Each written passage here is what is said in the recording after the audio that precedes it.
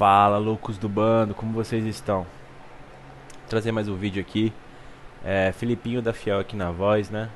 E vamos bater um pouquinho aí, bater um papo aí um pouquinho sobre o majestoso que vai ter no próximo sábado, né? Às 4h30 da tarde, direto do Morumbi, São Paulo e Corinthians. Primeira fase do Campeonato Paulista, né? Eu queria falar um pouquinho desse jogo. Não necessariamente desse jogo, mas em si do retrospecto no Morumbi e tudo mais, né? Todo mundo sabe que o São Paulo, assim, por assim se dizer, é um baita freguês do Corinthians, né? Historicamente dizendo, né? Se você pegar o número de jogos no Morumbi, no Pacaembu, enfim, na Neoquímica Arena, o Corinthians tem ampla vantagem histórica em todos esses confrontos, né? Fora o confronto de mata-mata, né? O Corinthians sempre levou a melhor no São Paulo. E já faz mais de 20 anos, né, que o São Paulo não consegue eliminar o Corinthians, esse tabu incrível que o Corinthians conseguiu, né? Também tem a marca incrível do Corinthians na Neoquímica Arena, que jamais perdeu pro São Paulo, né? Mas o tema desse vídeo, cara, e o que me levou a falar, ter esse papo aqui com vocês, pra saber a opinião de vocês também, é sobre os jogos no Morumbi, cara. O Corinthians jogou durante muito tempo, né, os clássicos no Morumbi, e quando eu era pequeno eu sentia que era de igual pra igual os jogos lá, né, cara? Enfim, pelo Corinthians mandar muitos jogos lá, ter a divisão de público praticamente 50-50, né? Então eu não sentia que o Corinthians estava jogando fora de casa, né? Eu nem tô sendo, nem tô sacaneando aqui, mas era pela quantidade de jogos, né, lá no Morumbi, né? E o que acontece? Desde do Corinthians, do Palmeiras, né, terem feito suas arenas e tudo mais, né?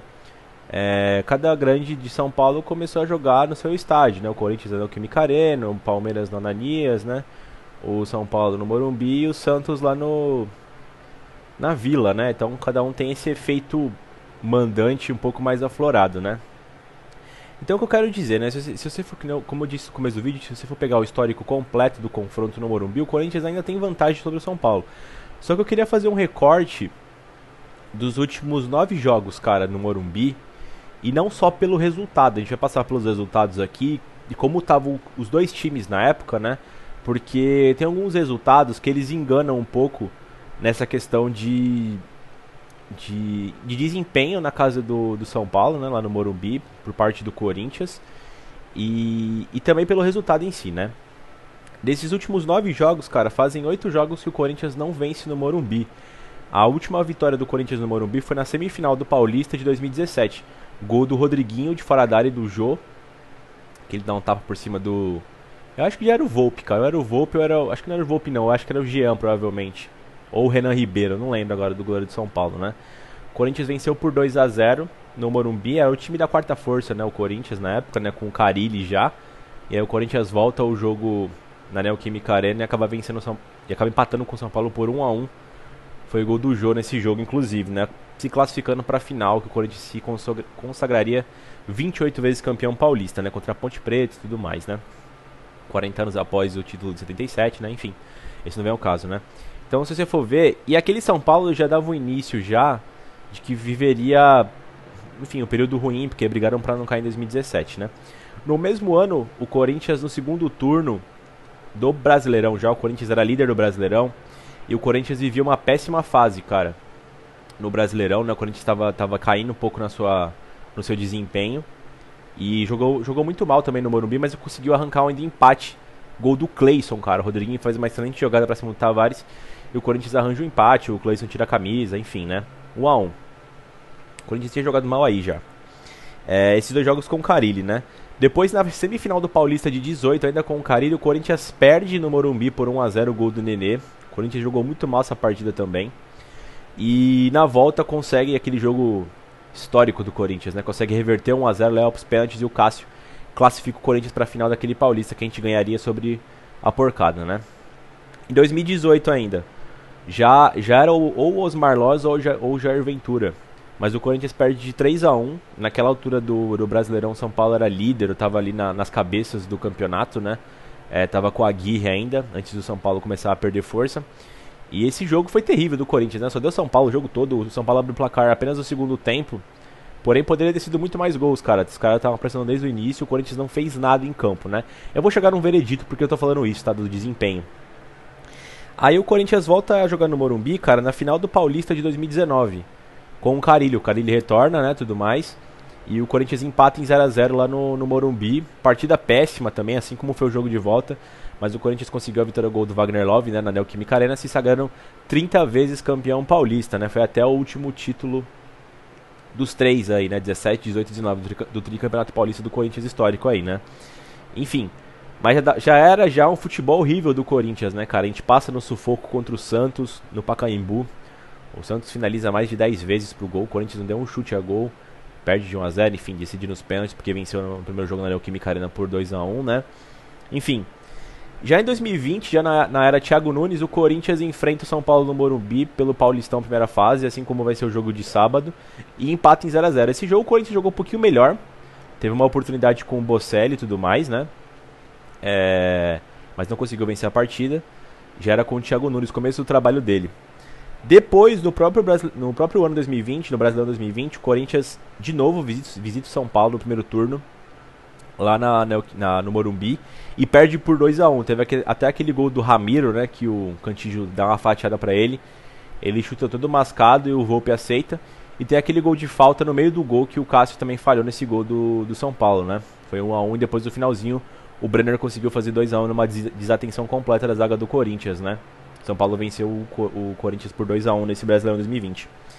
E no ano passado, 2021, aquela partida vexatória do Corinthians no Morumbi, 1 a 0 pro São Paulo. Gol do Caleri na pequena área, sozinho, né? O Gil e o João Vitor não conseguiram cortar ele. E São Paulo venceu por 1 a 0 e só deu São Paulo o jogo todo, o Corinthians não ameaçou. Beleza, aqui são os jogos do Corinthians, né? E o Silvinho era o treinador desse time, né? E por que eu tô falando desses dados históricos, né? A questão é, tem alguns jogos aqui, como por exemplo a final do Paulista de 2019, que a gente empatou lá por 0 a 0, ou a semi de 2018 que a gente perdeu. Cara, esses jogos dá até pra você tirar da soma, porque foram jogos que depois o Corinthians compensou na Neoquímica Arena e venceu, foi campeão, passou de fase, né? Então, digamos que você pode tirar desse quesito, né, que foi vexatório, né? Porém, os demais jogos, cara, tem um problema. O Corinthians chega no Morumbi uma postura completamente covarde, independente do time, independente do treinador. Tivemos aqui diversos treinadores, o Carille, Osmar Loz, Thiago Nunes, tem uma postura um pouco mais ofensiva. E a postura do Corinthians no Morumbi é covarde. Ponto 2. Esses São Paulos aqui que a gente pegou no Morumbi, com exceção talvez o Brasileiro 2018, que o São Paulo estava vindo bem até começar a cair de produção com a Aguirre, eram São Paulos que não são tão bons, cara. Viviam crise, tava brigando pra não cair, tava remontando o time, enfim.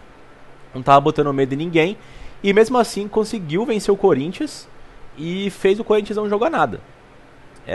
E de novo, né? A questão não é você jogar de forma defensiva. O Corinthians com o Tite cansou de ir lá no Morumbi jogar de uma forma defensiva. Porém, tinha a arma do contra-ataque, né? Então assim, você precisa contra-golpear o seu rival, né?